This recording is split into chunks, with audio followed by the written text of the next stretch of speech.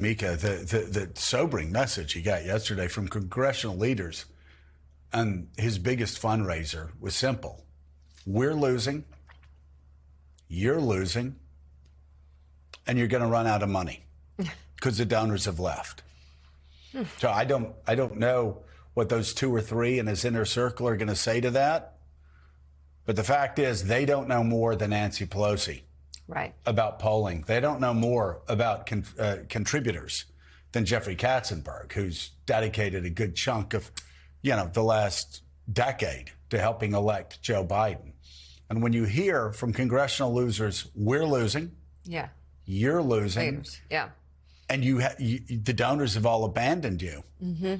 It doesn't really matter what people are saying on the inside. Like I said last hour, I believe deeply in President Joe Biden's ability to run this country. Yep. I also trust more than anybody I've ever met in politics, Nancy Pelosi's political acumen. So when she speaks, I listen, and I think a lot of other people do. Well, Democrats certainly do on the Hill. Let's bring in NBC News and MSNBC political analyst and former U.S. Senator Claire McCaskill. Claire, your thoughts this morning as the president works to recover from COVID and the RNC is confidently underway. Yeah, this is a tough time for the Democratic Party for a lot of reasons. But if you look at the narrative of what's happened, I think, and I look at this, folks, from a perspective of somebody who might be running for Senate in a tough state. Because that's what Chuck Schumer is focused on. Hakeem Jeffries is focused on congressional candidates running in swing districts. That's what delivers majorities for the policies that we care about, for the values that we all share. And they watched the debate, realized that the age issue had now become something that was very, very big. And immediately afterwards, those candidates and those elected leaders of our party thought, well, let's give Joe Biden space and grace because, this was a horrible night for him. And everyone felt for him personally about how difficult that night had to have been for him and his family.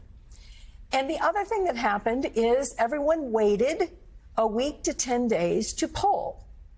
I think you can assume that every single battleground state where we have a Senate election waited 7 to 10 days and then went in the field.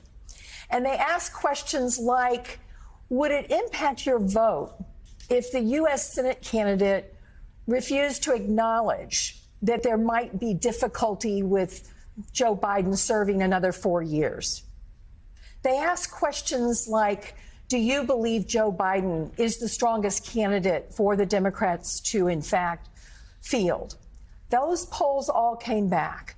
And as time went on, it appeared that the circle around Joe Biden got closer and closer.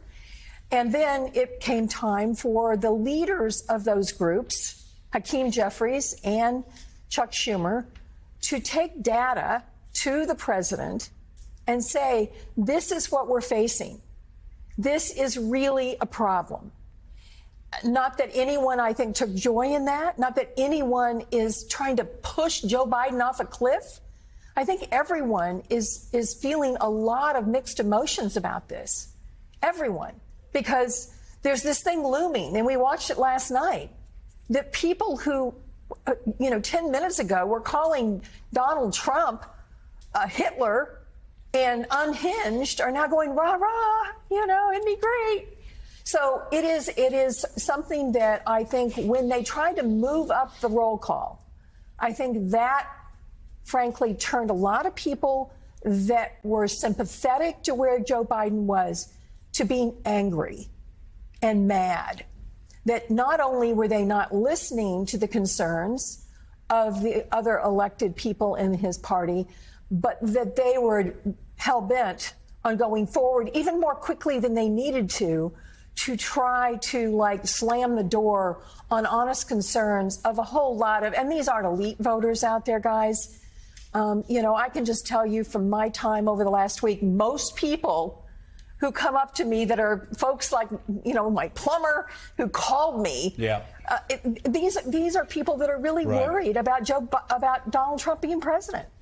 Deeply worried, Mike. But it did seem like, to Claire's point, that the Biden team had a window here. That after the debate, we'll give you a chance, prove us wrong. Show us that you can still do this. And he's been out there. He's had some good performances. He's had some decent interviews. He got through the press conference just fine. But it almost seemed like the performance ended up not mattering because perception had taken hold, that he no longer could do it. And the data backs that up, the fundraising backs that up. And it seems that these Democrats who really like Joe Biden, who are really deeply grateful to him for his service, who think he's been a very good president, but they no longer think he's a good presidential candidate. And nothing that has happened, despite Biden and his team's best efforts, has changed their mind. Jonathan, age historically has gone undefeated. There's nothing you can do about it. You get old, you get old. And there are certain elements of getting older that affect you physically and sometimes mentally.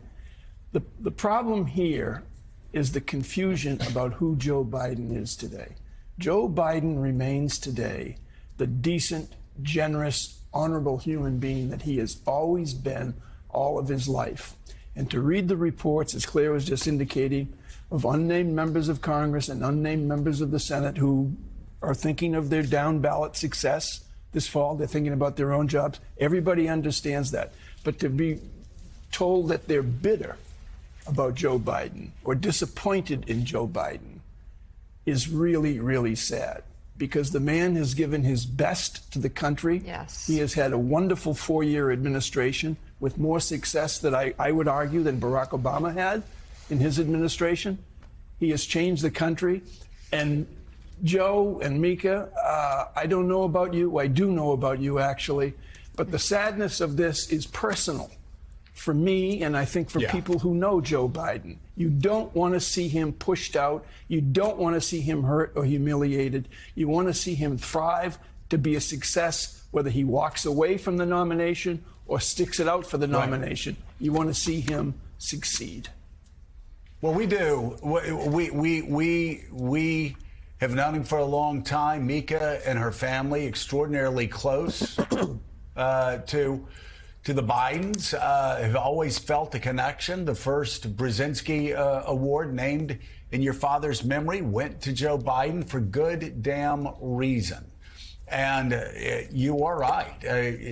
Joe Biden did more as far as bipartisan legislation than any president this century. NATO expanded what he's done in Asia to strengthen our position in Asia around China. Also unprecedented. Everybody's been talking about a pivot to Asia for years. Joe Biden finally did it. And these are the things that Donald Trump's talking about taking apart, whether it's NATO, whether it's Taiwan, you can go down the list. And so, yeah, Joe Biden has been, at least by our count, Joe Biden's been an extremely successful president. I will say, though, when you're told by members of Congress that they're losing, they're going to lose the House and the Senate if he stays on the ticket, when you're told by members of Congress who have seen the polls that you're losing swing states and that your numbers are going down in swing states, and states like Virginia, New Hampshire, New Mexico, Minnesota are now in play. And when your top fundraiser over the past 5, 6, 7, 8 years is telling you the money's gone, the donors have all gone away, you know, it's really incumbent on people that are around Joe Biden to step up at this point and help the president and help the man they love and do the right thing.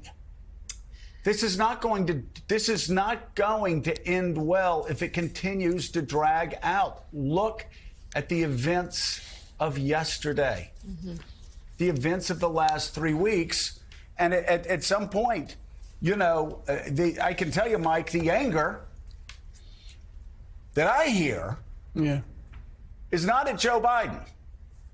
The anger I hear are at the people that are keeping him in a bubble. Or who have their own interests.